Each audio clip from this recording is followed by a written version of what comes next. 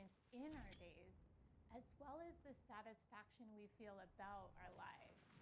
Now, why is happiness good?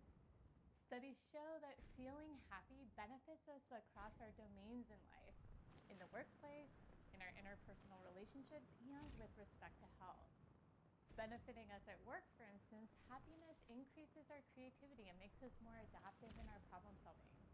Also, happy employees are more engaged and better performers. Happiness helps our interactions with others as well.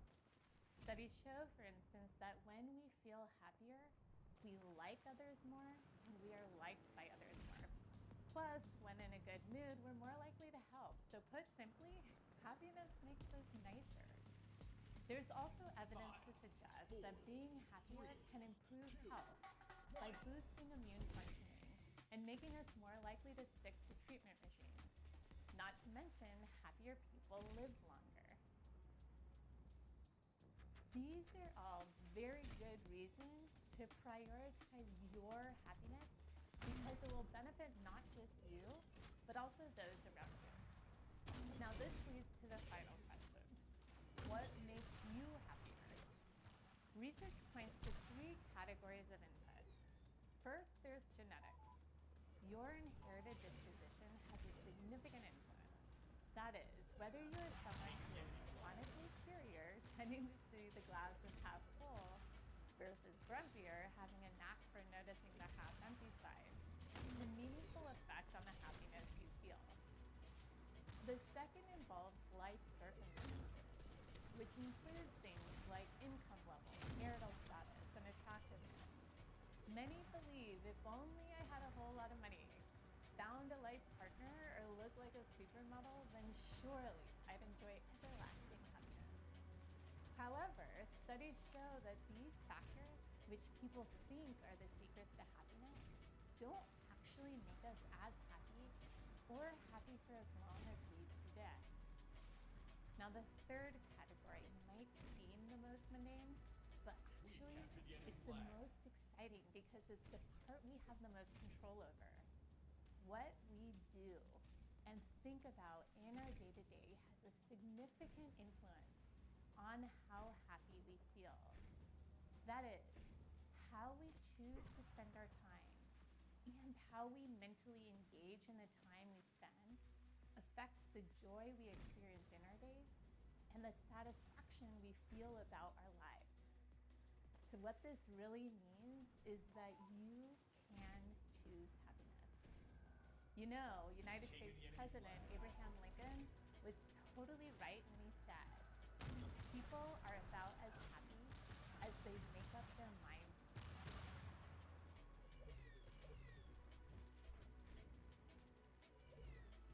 Reflecting back over the past weeks, what activities sparked joy for you?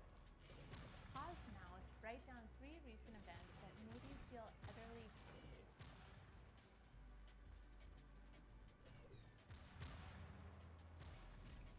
People's happiest times are typically quite ordinary experiences, like taking the dog for a walk, dinner time with family, or reading to little ones before bed.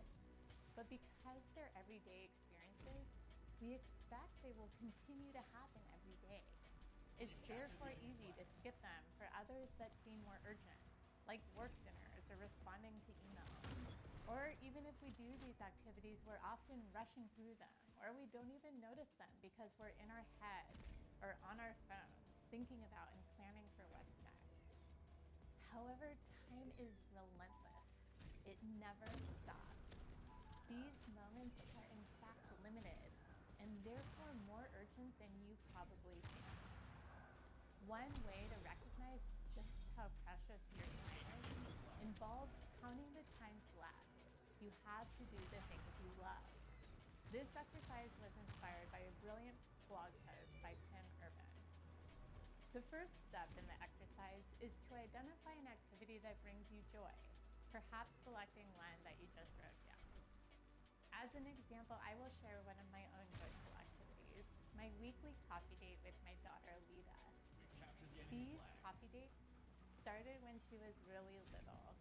On my way to dropping Lita at her preschool next to my office We'd stop at the local coffee shop, and what began as a mindless routine soon transformed into a treasured ritual.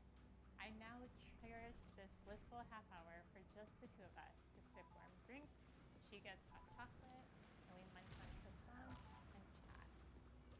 The next step is to calculate the number of times you've done this activity in the past. Counting when I bundled her up to join me on my daily trips to the coffee shop during maternity leave, and then our weekly ones, since I calculated that Lita and I have approximately 400 coffee dates so far. Next, calculate the number of times you have left to do this activity in the future, in the way you enjoy doing it, and if relevant, with the person you enjoy sharing it. When making your future projections, account for factors that will likely change.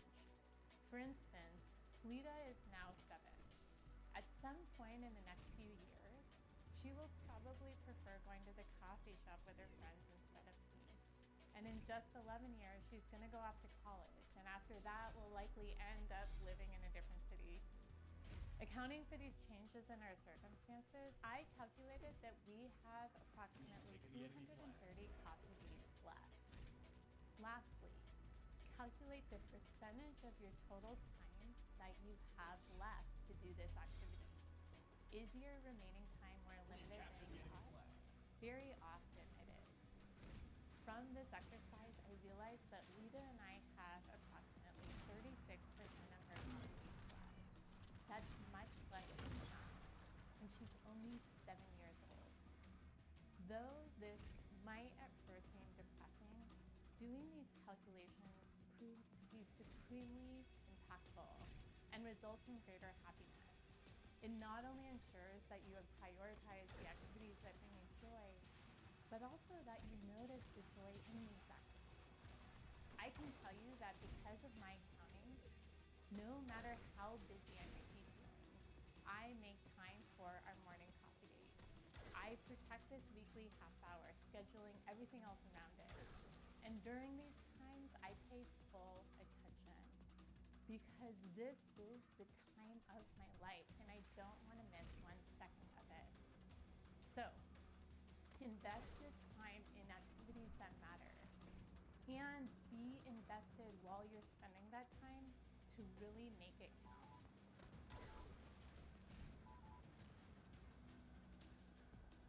Does it seem like you never have enough time to get everything done?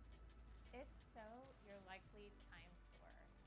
Time poverty is the acute feeling of having too much to do and not enough time to do it.